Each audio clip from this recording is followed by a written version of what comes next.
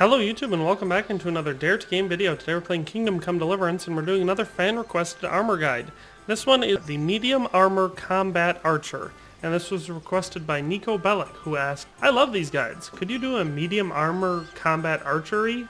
Something for good mid to long range combat. So I don't know exactly what mid-range combat is in this game other than a polearm. But I don't really pair polearms with archers, so I'm just gonna do sort of a hybrid troop. And that's fun, because that's actually what I usually play as in this game. So this is giving me a bit of creative freedom, and I had a lot of fun with it. So let's start off with weapons. So for weapons, of course, we start off with a dagger. As you know, everyone needs a dagger. So then we move on to arrows, and I paired 24 better piercing arrows. I figured 2 dozen is the perfect amount to carry. You can obviously carry as many as you want on your horse for role-playing sake, but 24 feels like the right amount to have in a quiver. It's quite a few arrows to hold in a quiver. If you've ever actually used a bow and arrow and you've used like a classic quiver like this, 24 is a lot of arrows to fit in there, so it feels like a good amount. Then we have the Cuman metal shield, and I went with the kind of darker, more subdued one. I love these shields. When I go for a hybrid unit like this, which like I said is what I almost always play as if I'm playing on my own with no sort of theme or anything like that, I always love going with these lighter round circle shields. A, they offer great protection, and B, they use very little stamina to block with, so I really like them. Plus they don't take up much of your profile. I quite enjoy them. They're kind of like a buckler shield, which this game doesn't have, but I enjoy them. So we went with that one. Then I went with the metal plated battle axe, and I went with the one with the little point on it. I went with this because when I play like this, I like to either have a mace or an axe, something that if I do have to switch out away from my bow, it's usually for close combat, and generally speaking, whoever I'm facing is better armored than I am. So I want to have something to even the playing field. Oftentimes they have a sword. If I've got a mace or an axe in this case, I've got a little bit of a power advantage over them. That's why I like to go with the metal plated battle axe. Then we have the sinew bow, and for this, honestly, the sinew bow is the best bow in the game, power-wise.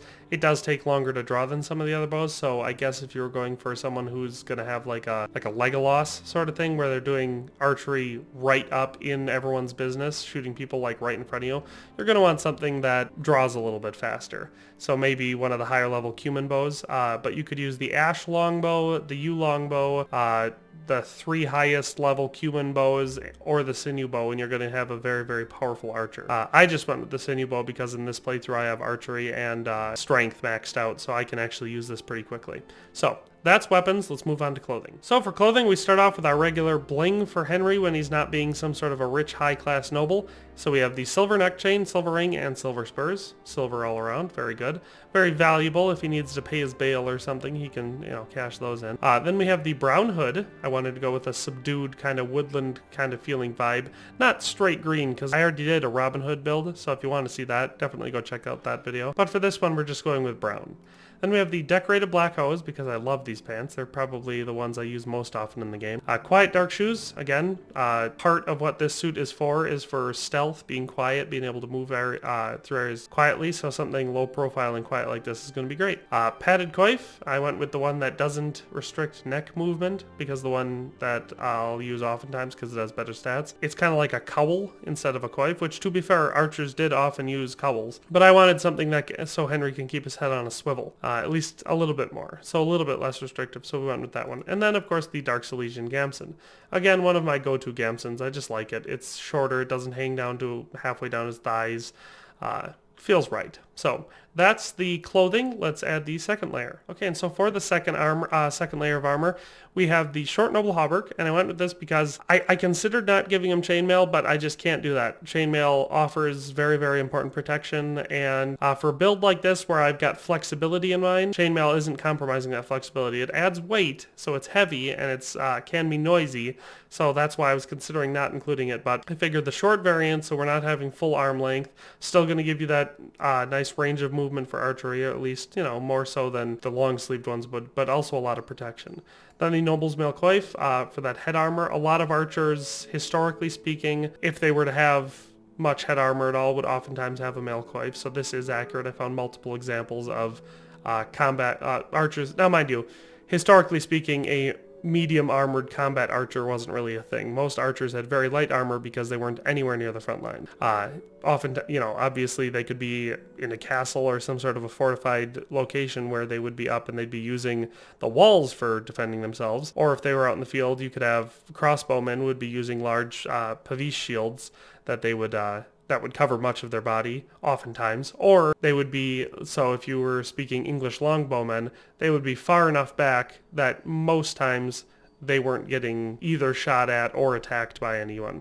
Of course, unless you get flanked by cavalry or something like that. But, so oftentimes they wouldn't have much armor. So this suit doesn't take much inspiration from real history. So I should have added that at the beginning, but I added it now. So anyway, Noble's Malcoif. Then, finally, I included the padded chausses. Now, normally, I love the mail chausses. I love them. They offer great protection, but they're very noisy and they're very heavy. So I figured I would avoid them for this suit. So I went with just the padded chausses. So that is the second layer. Let's add the third and final layer. Okay, and so for the third and final layer, we added the Aachen Brigandine chausses because we already have boots on. And these are going to offer pretty decent armor protection, so we went with those. The dark plate armor jacket, and now I went through a lot of different chest armor or torso armor before I decided on this one. This one had the best protection to weight to look that I was going for, so that's why I went with this one. It's basically just a coat of plates, which, to be fair, probably not super common among archers, but like I said, this isn't a historical suit of armor anyway, so that's what we went with. Then we have vambraces. Again, a lot of archers wore vambraces. This isn't going to hinder any of the movements necessary to be drawing and releasing a bow.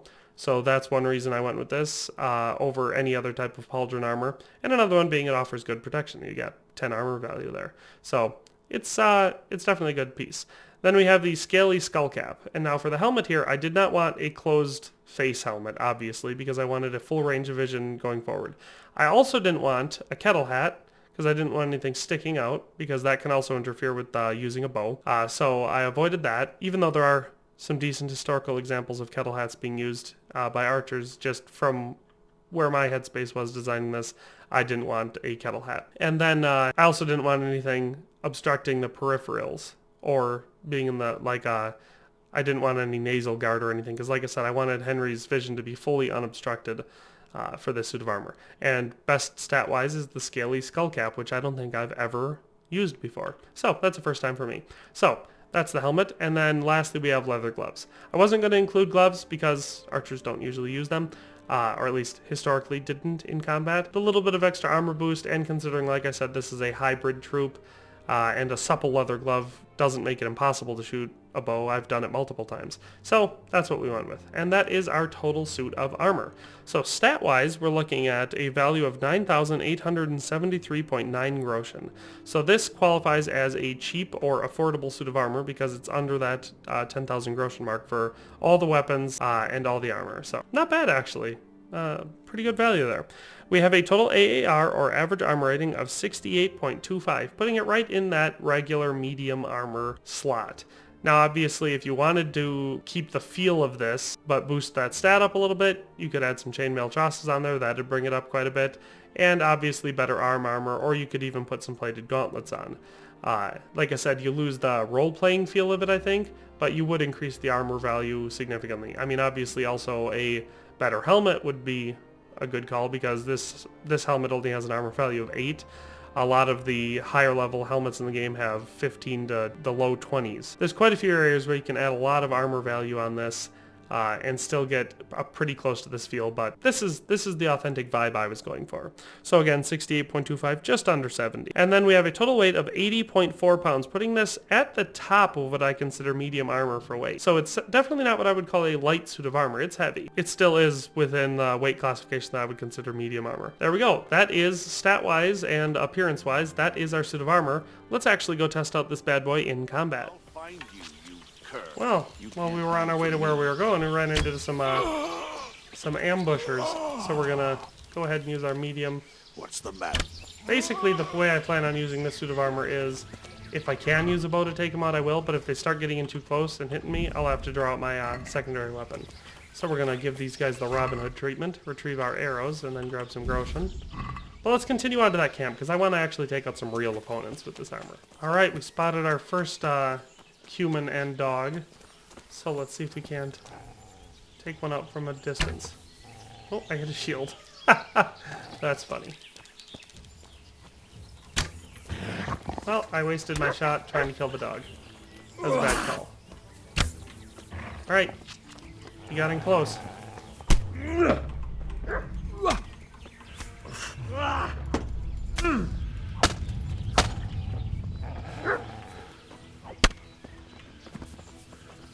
Oh man, I didn't have time to draw my bow.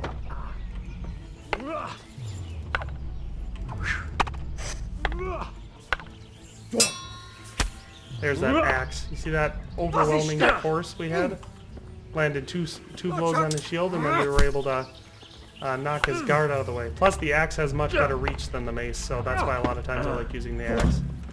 Okay, we got the camp leader taken out. Oh man, screwed up my master strike.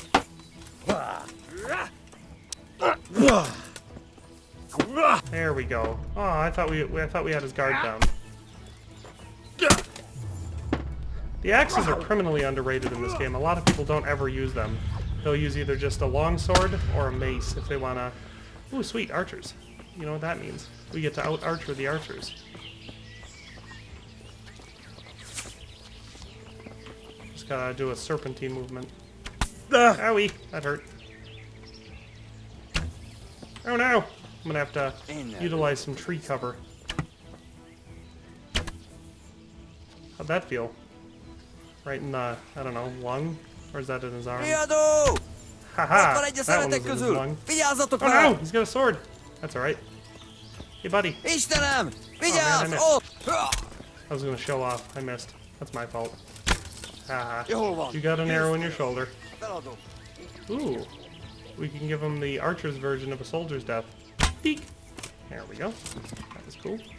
And I believe we've wiped out their whole camp. I love hybrid sets like this. Gives you such versatility. So let's take one more look at that. Not a whole lot of damage. Got some blood on our axe. Looks awesome, actually. I really like that. Hood's a little bit fringed up, but what are you going to do? So, again, that request was by Nico Bellic, and it was fun to make. So, if you've gotten any requests, of course, put them in the comment section down below. But in any case, thanks for watching and have a nice day. I'll see you next time. Thanks for watching another Dare to Game video. If you liked this video, please leave a like and a comment. If you haven't already, be sure to subscribe to the channel. If you like my content and would like to support this channel, consider becoming a member today for as little as $1.99 a month. It makes a huge difference. But in any case, thanks for watching and have a nice day. I'll see you next time.